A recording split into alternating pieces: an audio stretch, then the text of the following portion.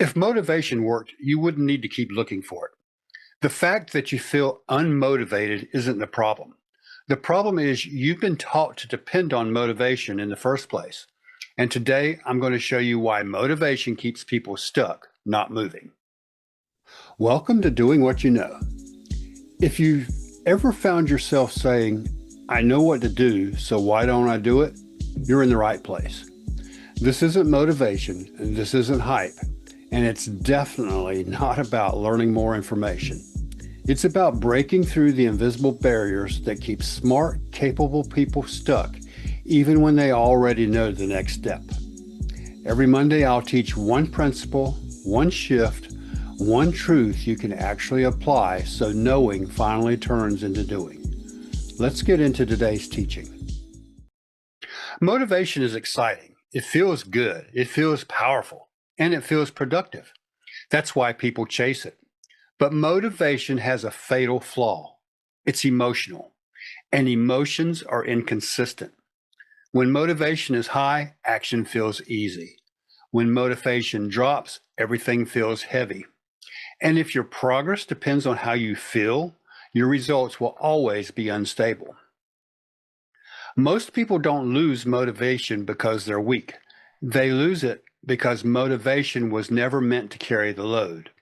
Motivation spikes at the beginning. New goals, new plans, new promises. But once novelty fades, reality shows up.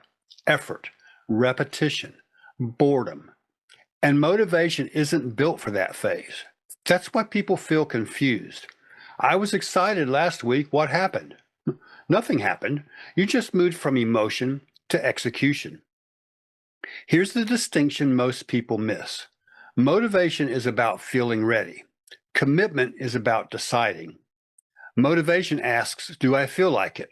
Commitment says, this is who I am now. Motivation negotiates, commitment acts. And negotiation is where progress dies. Every time you ask yourself whether you feel like doing the thing, you reopen a decision that should have been closed. Pay attention to people who are consistent. They don't talk about motivation much.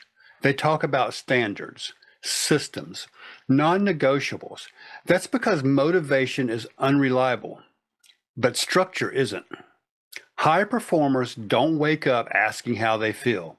They wake up knowing what they do. That's identity in action. Here's the cost most people don't calculate. Waiting to feel motivated trains your brain to delay. It teaches you that action is optional. Over time, that erodes self-trust. You stop believing yourself when you say you'll do something. Not because you're dishonest, but because you've practiced waiting instead of acting.